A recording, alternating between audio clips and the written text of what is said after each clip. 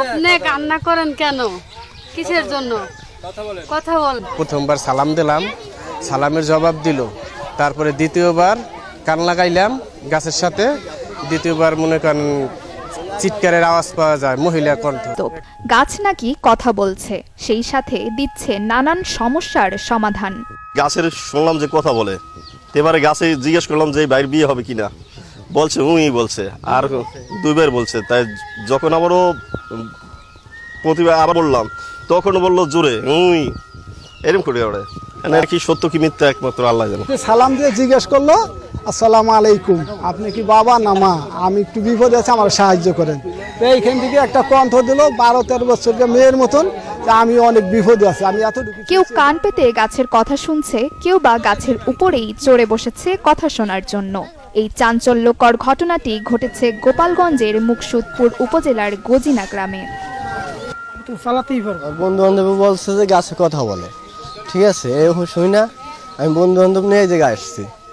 খেলাধুলা করতেছে, ওই পাশে যে মোতাহার মোল্লা আছে তার নাতি ছিল, ওরে বলে বাস হইছে, ওই ছেলেটা বলে বাস এই গাছে কোপ দিছে, তাই আমার আর কোপ দিছে, আমার আর কোপ দিছে। ওঠার পরে আওয়াজটা আরো বেশি হয়, তখন সবাই পোলাপানরা বলতেছে, আর মানুষরা বলতেছে গাছে কথা বলে, গাছে কথা বলে। তখন আর কি বলছে গাছে কথা বলে, কেউ আসে কেউ আসে না। ওই পোলাপানের মুরব্বিরা তারপরে দেখলো এই মানুষ জমজমা হয়ে গেল। এখন এখানে যে আসে গাছে কথা বলে, গাছে কথা বলে। শুনতে বলা নাতি গাছে কথা কয়। বেশ কয়েকদিন আগে গ্রামের একটি বাগানে গাছ কাটতে যায় স্থানীয় কয়েকজন শিশু। গাছের গায়ে আঘাত করা মাত্রই গাছটি নাকি কথা বলে ওঠে। এ সময় শিশুরা ভয় পেয়ে বাড়ির লোকজনের কাছে জানালে তারা গাছটি দেখতে আসে। গাছের গায়ে কান পেতে রাখলে গাছের ভেতর থেকে এরপরই এলাকায় শুরু হয় চাঞ্চল্য। অলৌকিকভাবে গাছ কথা বলে এমন অপপ্রচারের ডালপালা ছড়াতে থাকে এলাকায়। সংবাদটিকে সত্য ভেবে গাছটি নিজ চোখে দেখতে দূর দূরান্ত থেকে ছুটে আসছেন অনেকে, কেউ কেউ আবার মানতও করছেন।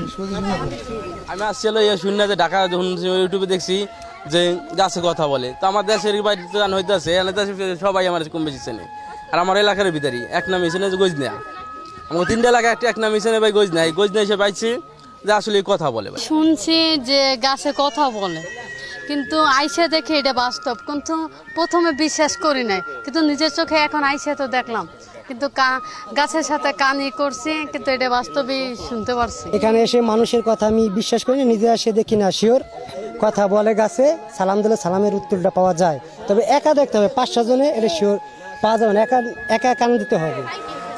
ইসলামের দৃষ্টিতে এটি ঠিক না বলে মন্তব্য স্থানীয় মসজিদের ইমামের।